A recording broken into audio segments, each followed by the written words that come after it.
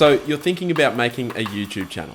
Perhaps you've got some cool ideas or a new camera, or maybe you've just decided to jump in after watching some of your favorite YouTubers over a number of months or maybe even years. Well, this video is designed at giving you a bit of a head start into the YouTube creating world with 10 tips I reckon are super invaluable for building your audience on YouTube and creating better content. So to get us going, my first tip is the big one. If there's nothing else you take from this video, then take this. Regular content. Regular content is the key to building an audience on YouTube. Let's say, for example, you create this great video that gets all these views, but then you don't upload another video for a few weeks or even a few months. Put yourself in the audience's shoes. You see a great video and then you jump into the user's profile to check out some other stuff, and then you see that the most recent video was uploaded 3 months ago. That's generally not going to encourage you to subscribe, is it? In fact, if you think about it, the way it usually works for me when I subscribe to someone is I tend to find myself going back over and over again to their profile to check their latest videos until I actually decide it's more efficient just for me to subscribe. So by regular content, I mean at a minimum once a fortnight, and if you can weekly or even twice a week. So tip number 1, produce regular content. Tip number 2, pre-production. And by pre-production, we're talking about scripting or shot listing or both.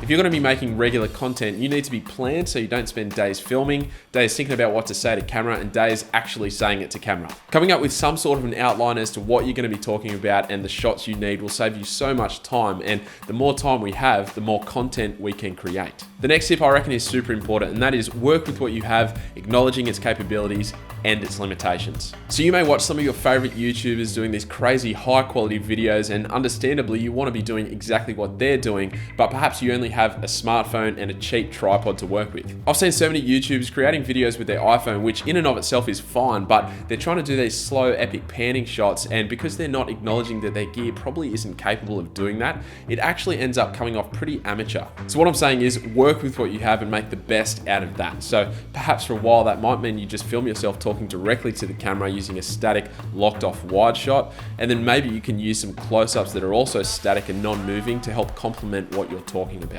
Alright, so from that, these next 3 are gear related, and they're designed to give you a little bit of direction as to what sort of purchases you might want to make if you're looking to jump up from the gear that you currently own. But before I tell you them, I just want to stress what so many other people have already spoken about here online, and that is that it's important that you don't think that gear is the most important part of making quality YouTube videos. In fact, it's actually a very small part. So before we get to the gear, tip number 4 is it's all about the concept and your story. You can have as much high quality gear as you want, spend thousands on jibs, sliders, and expensive lenses, but if your storytelling ability is lacking, then people won't stick around for the duration of your video, let alone subscribe to you. So how do we improve in our storytelling? Well, for one thing, the beauty about storytelling is that I don't think we ever quite arrive in our ability as storytellers. Even some of the biggest Hollywood directors would still tell you that they learn more and more for every single film that they create. So to answer the question of how we improve with our storytelling, well, I think there's actually 2 answers to this. The first is we watch, and the second is we create. Learning by creating content,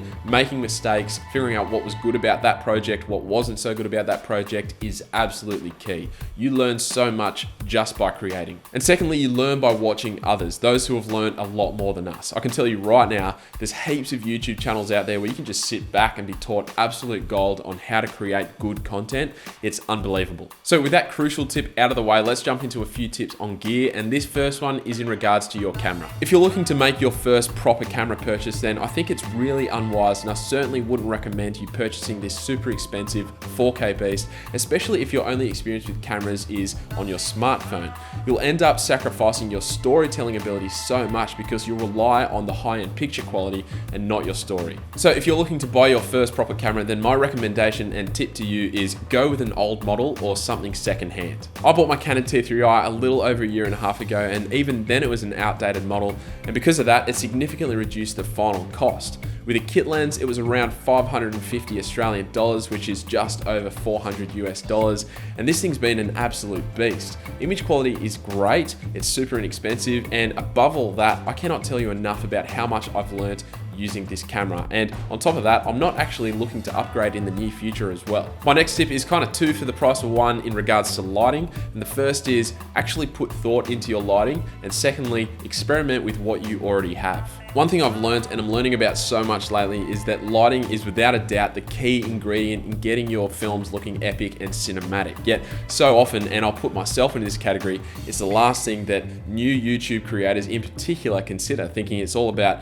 better lenses, better cameras, and more expensive camera support gear. Now, I know there's probably a lot of you watching who might not have a lot of experience or background with lighting, and so rather than rehashing some old information that's already out there, what I'm gonna do is I'm gonna put a link in the description below to a great YouTube creator. His name is Anders Overgaard, and he's made this really awesome video about how to use what you already own to create a great lighting setup. So open that video up in a new tab, watch the rest of this video first, and then go and watch that video, and if you feel like it, tell him that I sent you. The last tip on gear, if you're looking to purchase or upgrade from what you already own, is that one good microphone is all you really need. You can step up the quality big time by having one decent microphone. Whether that's for doing on-camera shots like this or voiceovers, having one good microphone is essential. The amount of YouTube videos that people stop watching because the audio is low quality is no doubt a really high number, so having one decent microphone to improve your audio quality is a must. Now, I've made a separate video altogether on essential audio gear for filmmaking, so I'll put a link to that in the description below, but essentially this gives you my #1 recommendation for audio if you're looking to step up your audio game,